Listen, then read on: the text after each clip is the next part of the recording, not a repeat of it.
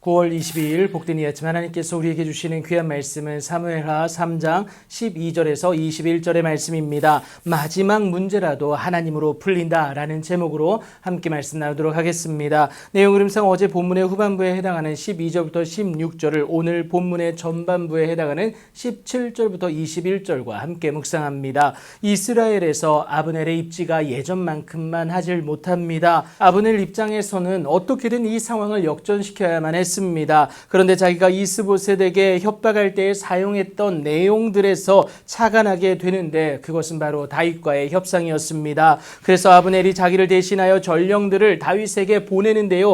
여러분, 밀사입니다. 이스보셋은 이 사실을 모르고 있었다라는 거예요. 그렇게 은밀히 전달된 내용이 무엇이냐? 내 손이 당신을 도와 온 이스라엘이 당신에게 돌아가게 하리이다. 온 이스라엘에 대한 영향력이 아직은 자신에게 있다는 것을 드러내면서 다윗과의 협상을 제안하게 됩니다. 당연히 다윗은 좋을 수밖에 없었습니다. 아직 풀리지 않던 문제 하나가 그를 끊임없이 괴롭혔는데요. 그것은 바로 정통성에 대한 문제였습니다. 사울의 왕가를 이을 명분이 없었다라는 거예요. 다윗의 첫 아내였던 미갈은 이미 다른 사람의 아내가 되어 있는 상태였습니다. 그런데 이 문제가 해결되어질 기미가 보이는 것 아니겠습니까? 그래서 다윗은 아브넬의 전령들에게 좋다, 내가 너와 언약을 맺을 것을 화답함과 동시에 한 가지 일을 요구하게 됩니다. 나를 보러 올 때에 우선 사울의 딸 미갈을 데리고 오라. 그리하지 아니하면 내 얼굴을 보지 못하리라 라고 제안을 하게 됩니다.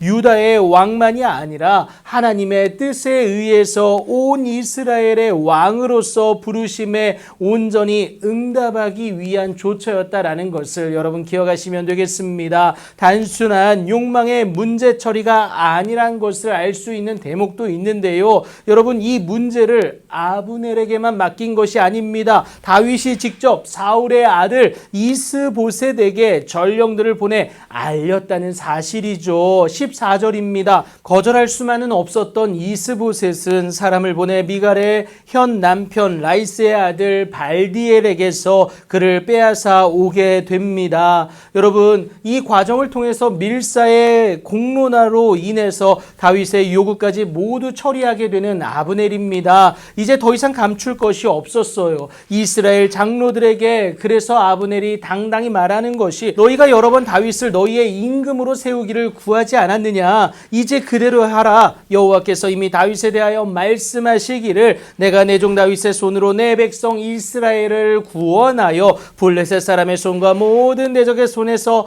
벗어나게 하리라 하셨다라는 것을 장로들에게 말하게 됩니다. 그런 그의 이 저돌적인 진행이 장로들로서는 아이러니였을 겁니다. 하지만 이 또한 하나님의 일하심이었고요. 이 사실을 베냐민 사람들의 귀에 말하기까지 합니다. 그런데 여러분, 반대가 없었다는 거예요. 이스라엘과 베냐민의 온 집이 선하게 여겼는데 그도 그럴 것이 하나님이 당신의 뜻을 이루기 위해 친히 일하셨기 때문이다라는 것을 오늘 본문을 통해 우리가 알아볼 수가 있습니다. 다윗이 어떻게 진행할까 골머리를 앓던 모든 문제를 하나님은 오히려 대적을 이용하여 가장 선하고 아름답게 풀어나가셨습니다. 이 때문에 다윗이 아브넬과 그와 함께한 사람을 위하여 잔치를 배설하게 되는데요. 그 순간 아브넬이 다윗에게 말합니다. 내가 일어나 가서 온 이스라엘 무리를 내 주의 왕 앞에 모아 더불어 언약을 맺게 하고 마음에 원하시는 대로 모든 것을